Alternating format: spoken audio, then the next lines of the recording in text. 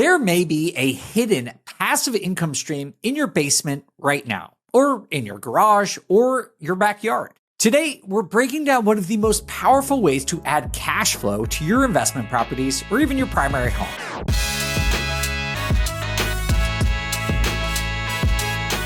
What's up, everyone? I'm Dave Meyer, and this is the BiggerPockets podcast, where we teach you how to achieve financial freedom through real estate investing.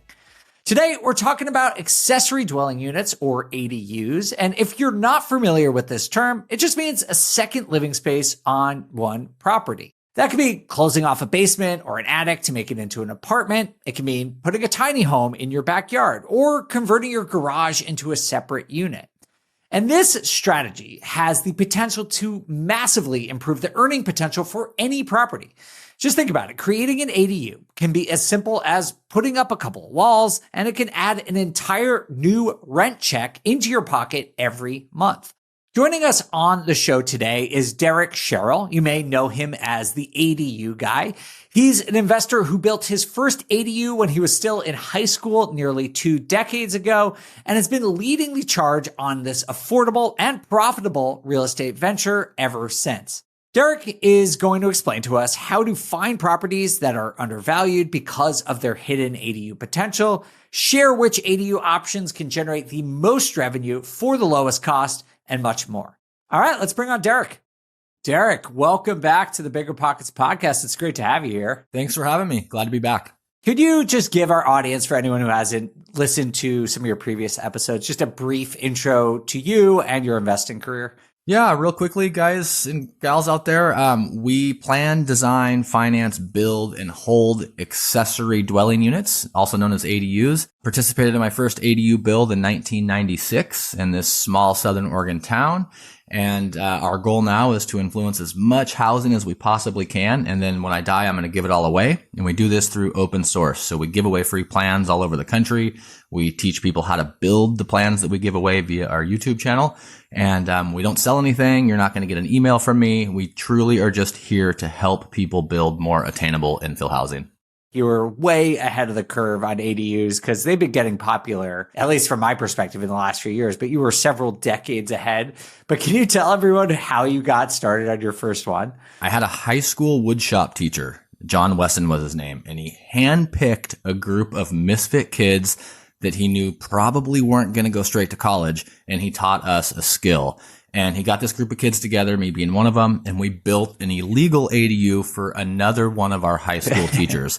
And I got the bug instantly. I started an apprenticeship in high school, became a licensed contractor shortly thereafter, and the rest was history. For those people who don't know what an ADU is, it stands for accessory dwelling unit. But tell us a little bit about this asset class in particular, Derek. Like, what about it is so interesting to you, and why is it getting popular right now? What's unique about this asset class is it's really a hack to building small multifamily in a residential low density neighborhood that couldn't be construed as maybe more popular place to live.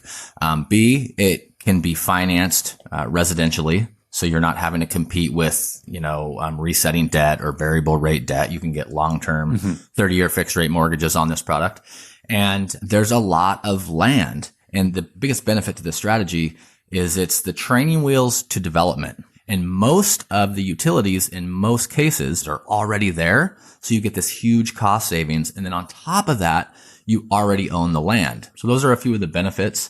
I'd say one more kind of sneaker benefit is it's still an underutilized strategy. So I think there's a lot of room for upside in the next 5 to 10 years. And just for everyone listening, at least in my opinion, the most common way that people employ an ADU strategy is you buy a single family house or a duplex where there is zoning upside. And we've talked a lot about this on the show recently, is like trying to find opportunities and properties where the current usage of the property is not up to the maximum allowable buildable space, right? So maybe you have a single family and you're allowed to build 2 units, or they have a specific provision that allows for accessory dwelling units or detached dwelling units. And as Derek said, what's so cool about it is, like, if you could buy a property that's a rental property that makes sense just as is, the incremental benefit to adding an ADU just seems so appealing because of everything you just said. You already own the land. You already have the utilities running there. And so it just seems like the return you can generate on this incremental investment seems really compelling, especially in today's day and age where it's harder to find cash flow. Yeah, I couldn't agree more with everything you said, with the exception of one little piece where the primary house has to make sense. Okay. And as I look back on most of our data, a lot of what we're buying, the primary house doesn't make sense as a rental. It doesn't cash flow. It doesn't even break even in most cases. And I have this argument all the time with people that say, never ever buy a cash flow negative house. That is unless the upside is so great and your financial position can withstand a little bit of a loss on the front side because the value add on the back is so great. Everything that you said, I agreed with, except for the primary having to make sense. Well, I'm glad you're disagreeing. Let's dig into that a little bit. So when you're saying you buy this stuff where the primary doesn't make sense, given your business, you just know that you're going to do an ADU. So does that mean within a year it makes sense, or 2 years? Or like what sort of time frame do you give yourself to turn it into a performing asset? So everything we're doing is turned and stabilized and has long-term fixed rate debt in a year or less. Okay. And so I know my upside is soon. And the things that are really important for the upside and why I care less about how the primary house performs is the primary house in most cases is collateral damage to a few things. First and foremost, always is location. Second is going to be access. And then third is going to be infrastructure. So there may be a house that's sat on the market for a while that's way overpriced that would not work as a flip. It would not work as a short-term rental. It definitely wouldn't work as a long-term rental, but it has alley access. It's a few blocks from downtown, and there's a brand new sewer main with stubs to the sidewalk, and there's already a water meter in. So I come in there with what I call my ADU goggles. And if you guys aren't watching on YouTube right now, you can see these. If you're on a podcast, I'm putting on my $5 science class goggles. And what I want people to take away from this point is that you have to look at properties different. These are my ADU goggles. I show up and I look at a property through a different lens. And most of it is, how do I save money in the long run by good infrastructure, good access, and good location? So that's why the primary house is less important. And then for kind of the icing on the cake of this strategy, if you're in an area that has a zoning upside, as we go through this sweeping zoning reform across many states right now, a lot of states are now allowing you to sell these assets. So having the upside of potential a lot more value add when it's on its own tax lot is also a big piece of the puzzle of why the primary has less value in the initial underwriting. Yeah, I think with that case, we agree. I've been saying on the show for the last couple months now, talking about upside and different ways to find properties right now, that if you could stabilize something within a year or so, like that's a good deal. It's not any different than doing a BRRRR, right? When you buy a BRRRR property, it's not going to perform right away. And so it's just about getting it to perform in a reasonable amount of time. And if you're doing that within a year, that's, I think, a pretty good timeline if the numbers make sense at the end of the day. So can you just tell us a little bit about the sweeping zoning changes you kind of alluded to just a minute ago? And one of the main reasons we wanted to have you back is it's in the news everywhere right now. Can you just tell us a little bit more about like what's driving this renewed or sort of increased interest in ADUs nationally right now? Yeah, for sure. There is, like I said, sweeping zoning reform coming across the western states. It's in the Sun Belt. It's on the East Coast as well right now. We have 8 states with overarching, outright awesome ADU law. And the main driver is pretty blunt. Cities in high-priced areas have done a crappy job for the last 50 years when it comes to their zoning laws, when it comes to their comprehensive plans, when it comes to inclusionary areas. And it's basically made housing more and more and more unaffordable, based on the premise of trying to keep riffraff, the poor, the black and the brown out of lower density, higher class neighborhoods. And it's been a massive fail. And we've seen that. So now what's happening is state legislators are coming in and they're saying, hey, cities, you've done an absolute, insert cuss word here, job of managing housing. And we're going to tie your hands and we're going to make some model code for the state and you're going to have to follow it. Yep. So overarching state law is the biggest driver, and it starts with the unaffordability of housing. And I am a proponent of more affordable. I've been a planning commissioner. I'm an amateur planner. I've been literally obsessed with housing for close to 3 decades. And I'm really careful about affordable housing. So we're creating more affordable. There's 2 kinds of housing in my mind. There's subsidized affordable, and then there's more affordable, more attainable. And because an ADU is on a smaller piece of land and it's a smaller footprint, it therefore is a more affordable, more attainable option. That's a really important distinction. I like that you're calling it a difference between affordable housing, which is often used to describe, like you said, subsidized in some way by the public sector, by either local, state, federal government, that sort of affordable housing.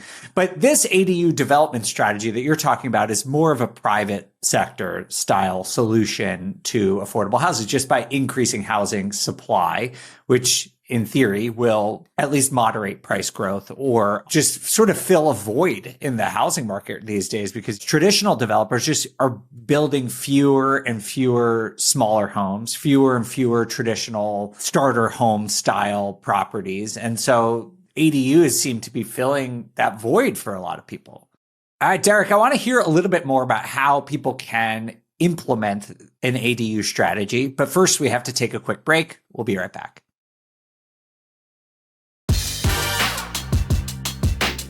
Welcome back to the BiggerPockets podcast, here with Derek Sherrill talking about ADUs.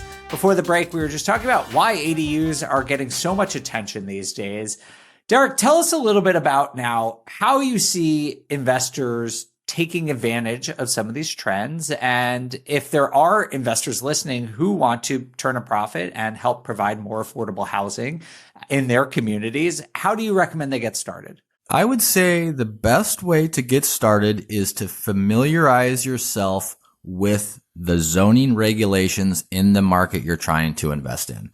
And this goes back to one of my friends, Henry Washington. He says, this is a people business. People think it's a real estate business, but it's not. It's a people business. So you have to know the people. And when I say people, I'm talking about the planners. Okay. Call the city planning and zoning office and say, hey, I'm a local investor new to this market. I'm looking to do the ADU strategy. What areas would you shop in? Can you send me a zoning map that shows areas that would be a good spot for what we're trying to do? So I would always tell investors to build relationships in every single market you go into. There's somebody in that market that's doing what you want to do. Find those people, whether they're in the public sector or the private sector, add value to them. If they're private, if they're public, just go ask questions and familiarize yourself with the zoning regulations. Again, I don't want to put anybody to sleep with the Z word, but that's where it starts. I mean, you could have the best location, you could have a suitcase full of money, but if the zoning regulations don't allow you to complete your strategy, you're barking up the wrong tree. And is there anything in particular people should be looking for in the zoning regulation? Obviously, you're looking for permission, right? That ADUs in general are permitted, but are there certain states or regulations or provisions that you think make ADUs easier than other types of implementations right now? Yeah. I'll go over some things to look for. So we're looking for codes that don't have off-street parking requirements. Okay. We're looking for codes that don't have residency requirements. Those are a couple of poison pills in the ADU community. And then the best way to figure out if the city is really ADU friendly is just to ask them how many accessory dwelling unit permits they've granted in the last year or the last biennium or whatnot. If it's 2, that's going to be a tough market. If it's Seattle and they're like, we gave out 25,000 sets of plans last year and 19,000 of them were for ADU related builds, you're in the right spot. Another thing that I always tell investors to look for is look for cities that already have pre-approved accessory dwelling unit plans. And what that allows you to do is completely streamline the process, save time, and save money. And it may not be your exact design, and you still have to go through the zoning process of plotting that footprint on the land that you want to build it. But when cities have free, pre-approved ADU plans, you know they're ADU friendly. That's really good. And can you just find that on a local website? Yeah, you can find it on a local website. If I'm looking at, let's just say Austin, I'll just type in Austin ADU program, and it'll usually take you to a city site. And within 30 seconds, an average intelligence person such as myself can find out if they have a program or not. For sure. But never be afraid to call the planning and zoning office and ask them for advice or ask them for resources. Awesome. That's great advice. And I would imagine when you do find these places, they're supportive, but are there contractors or builders who specialize in these plans? Because I would imagine as a contractor, you can make a pretty good business, like really getting good at these pre-approved plans. There should be. I will say, unfortunately, the public-private partnership is pretty sparse. And that's because a lot of cities, probably rightfully so, don't want to endorse any individuals. Sure. But always ask the planners, what architects do you like? What builders get their plans submitted with just one try? So they're not supposed to tell you, but again, it's a people business. And if you're personable and you ask good questions, they'll help you. So that's great. That's awesome to know on the zoning side. What about on the property side? Because it seems to me, I live in Seattle now, that there is all sorts of different things. Like when I was investing mostly in Denver, you saw a lot of basement conversions or simple stuff like that. Whereas here you see full on detached 1,200 square foot houses being built as ADUs. So what do you find, Derek, is the most economical way for people to get into the ADU game? The most economical way to get into the ADU game is by far to buy a primary single family house with some sort of functional obsolescence or split level layout where you can convert a section of that primary house into a legal separate unit. My favorite is look for a house that has a master bedroom and bathroom on one side with an exterior entrance. You simply do some fire and life safety wall work. You do a fire separation wall, you pull the permits, and you can easily turn a standard house into a shared wall side by side duplex. That is by far the easiest. Very cool. If the basement already has exterior access, egress windows, in a bathroom, that's not a bad option. So that's by far the most affordable. That's where I teach all the first-time home buyers to look. You're literally shopping for a duplex that nobody else can see. Again, ADU goggles come on. So that's the most economical. And I would say the most economical and then like the most upside are complete different sides of the scale. So the best investment, in my opinion, is going to be to buy a property that has room to build or convert a standalone detached accessory dwelling unit. Okay, folks. Okay. Tenants want the same things that homeowners want in this order. They want location, they want privacy, and they want amenities. And I'm telling you, we're seeing this already in lots of markets. There's more multifamily than ever being built. There's all this absorption that's taking place. There's major concessions. If you have a shared wall or an over-under ADU, you're competing with most of the multifamily. If you have a standalone product with privacy, they have their own little sitting area, maybe they have a fenced yard, you are going to have what we like to call a really high demand, low supply product. So although it's a lot more money to build a new standalone unit, it's going to be way more valuable. You're going to have way more tenants, and you're also going to potentially, if you don't already, have the option to split it off and sell it, or to split it off, refinance it on its own note because it's its own piece of land, and really scoop massive leverage. Awesome. Yeah, I see these popping up all over in Seattle. They're very popular here, but you see them in other markets too. And I'm always just curious, like how much they cost to build. And I'm sure it's very regional, but do you have any ballpark numbers for us? Yeah, I'll give you some really good examples. So I'll give you the spectrum. So I'd say in high value markets, let's just say Southern California, San Diego, Austin, Texas, Seattle, Washington, we're seeing $300 to $400 a square foot. Okay. As kind of a semi-custom builder grade. For example, a lot of places allow you to build up to 1,000 square feet, and we're seeing those cost anywhere from $300,000 to $400,000. And that's hands off, as an investor, hiring a contractor through relationships to get decent volume pricing. Okay. And then on the other end of the spectrum, we, owning construction and planning, designing, financing, building and holding affordable, simple designed ADUs, we're building ADUs for $100,000. Wow. And bigger isn't always better. our number one unit, and this is a unit that we give away. You can go to thataduguy.com. The free plans are on the top of our website, big red tab. And we're building these 600 square foot ADUs for $100,000. They're valued around $350 to $400, wow. And they rent for anywhere from $1,600 to $1,800 a month. So what? That's insane. The spectrum is $100,000 to $400,000. Bigger isn't always better. Derek, I do want to ask you more about those numbers, because let's dig into those and just actually figure out what kind of returns you can get here, because they seem crazy. But we do have to take a quick break. But before we do go on break, I wanted to ask you, we just put BPCon tickets for sale up. Early birds are out right now.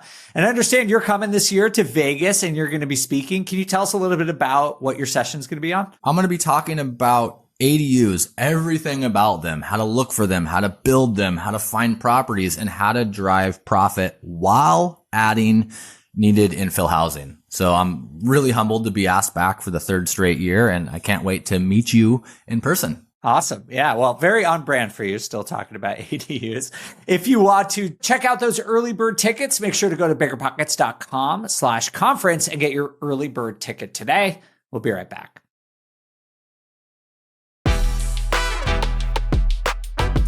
Welcome back to the Bigger Pockets podcast, here with Derek Sherrill talking about ADUs.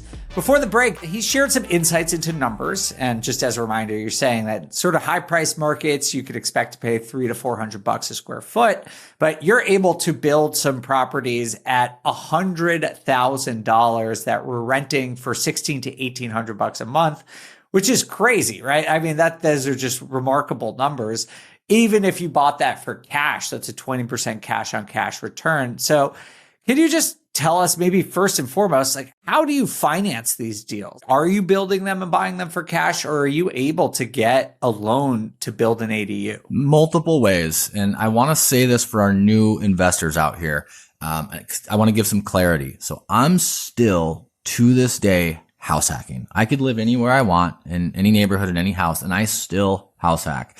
So the best way is to just buy a primary house. Yep. And then find a way to get the money. There's a ton of products that are popping up every day, similar to a construction loan or to a bridge loan. There's some really good ones where they'll give you maybe 100% loan to value on the unbuilt ADU based on your plan set and an appraisal when it's finished. The hardest part is getting the project done. Once you have the asset, it's really easy to get your money back. I mean, it's the simplest ever. It's the simplest refi ever. I mean, we're able to build so much equity into these. And as long as you don't overdesign, overbuild, and overspend, I mean, we're getting 100% of our money back every single time on assets that still cash flow. So when you mentioned the 20% cash on cash, if we were going to use just a cap rate model where you're paying cash, well, we're making infinite return because we have no money in the deal. And it's also a brand new asset that has very little to no CapEx or maintenance for a long time. I'm not trying to be biased here, but I'm super biased. This is an amazing product. So you are trying to be biased. Oh, yes. And more people need to hear about this. And again, folks, I've got nothing to sell. I literally train my competition for free. I just couldn't be more bullish right now on this asset class. In my head, I'm trying to think about the order of operations here. So does that mean if you're trying to get a single family, do you buy the single family and finance it and then try and get a secondary loan? Or are you saying that maybe you bring your plans to your purchase mortgage and try and get all the financing done at once up front? My theory is put as little as you possibly can down with the primary purchase, 3.5% FHA or 5% conventional or 0% if you're a service member. Thank you. And then use the cash reserves you have to build the ADU, because you're really going to want to refinance out when you're done with the ADU, especially if it's on the same lot. Yes, there are products. You can show up to a closing table, talk to your lender. If your lender doesn't know anything about a 203K loan or a construction improvement loan or what we call a bridge build to fixed rate loan, which is where you close a loan with one closing fee, one signing, and you have renovation money and maybe a year long time to do that. And then you have the long-term fixed rate product that it rolls into, you're going to have to use a combination of one of those. But I just want to tell people that the good old fashioned hard work way is how I started and is how I still do it. So buy a house low down, save up to build the ADU. You might have to get creative. Call a family member that has money. A lot of employer sponsored plans will let you borrow 50% up to 50K from your 457 or your 401k. You can also use a private loan. You can use a credit card if you have good credit and you can get, no interest for 18 months. Do whatever you can. It's usually a financial stack of multiple different sections of money to build that unit. And then when you're done, you have this new value, just like a BRRRR. I call it a build BRRRR. It is. I mean, the idea behind it, though, is exactly the same. And it's a slam dunk. It's so much easier than a remodel. Some of my big investor friends, that flip 200 houses a year, they're getting into development and they're sending me texts just like, oh my gosh, now I get it. Like, it's just so much easier. There's so many less variables. Because it's repeatable, right? Oh, it's a lot more scalable. It's a lot more repeatable. And there's just so many less variables. You don't have surprises when you're building new standalone construction.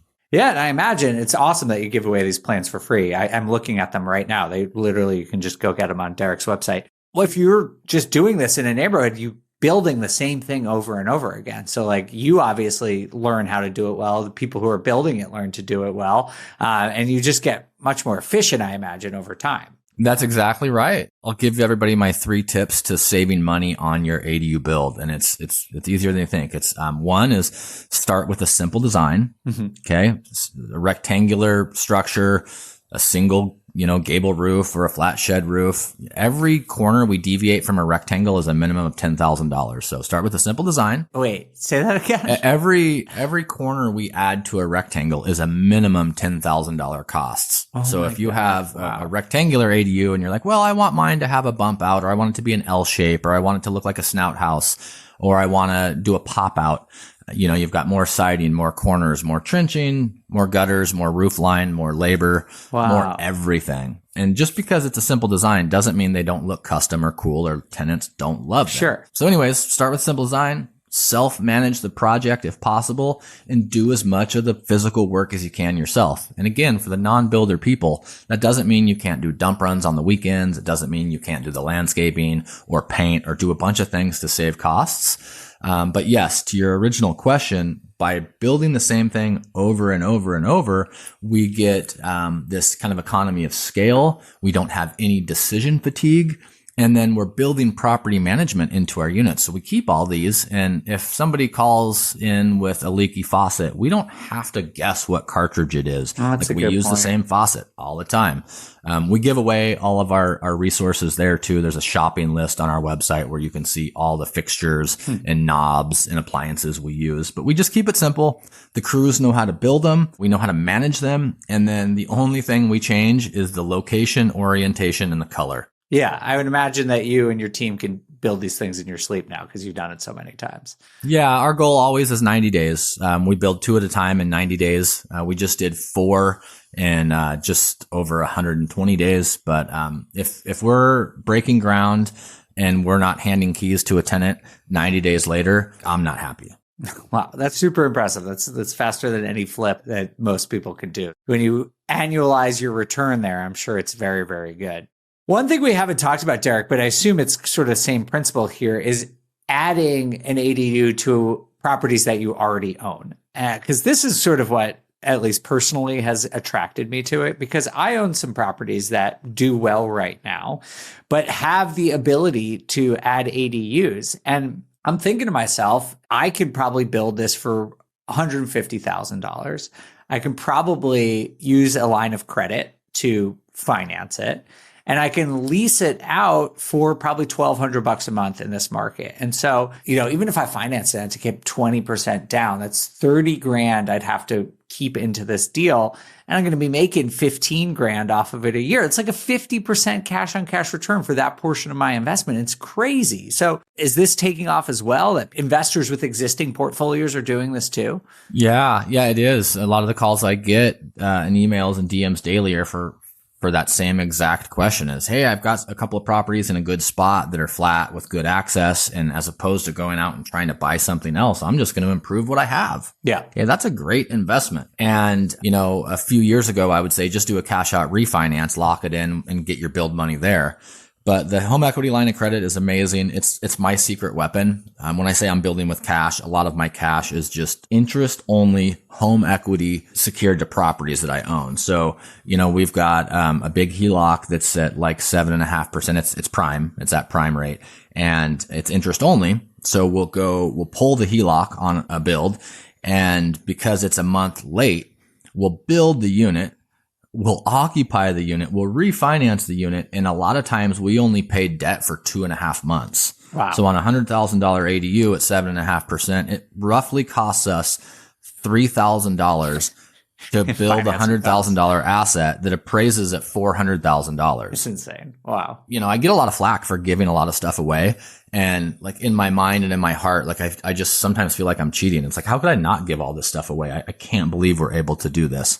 So the home equity is very, very, very, very powerful, but you have to have a plan on the back end to refinance it. And more importantly than the plan, everybody can have a plan. You have to be able to execute. You've got to be lendable. You have to have a good debt to income ratio. Don't go build your first ADU, get this big rent check and go buy a brand new Toyota Tacoma and crush your DTI. Yeah. So, the relationship with the lender is really, really important. So when you're using the HELOC, how do you pay the HELOC back? Because we don't like interest only debt long term. That's a short term play. Great, very practical advice, Derek. Thank you. I think that financing piece is going to be super important for a lot of people who are thinking about how to do this. HELOC's a great way to do it. Highly recommend thinking about that. This is kind of a perfect situation for when you want to use a line of credit for these like short-term types of investments.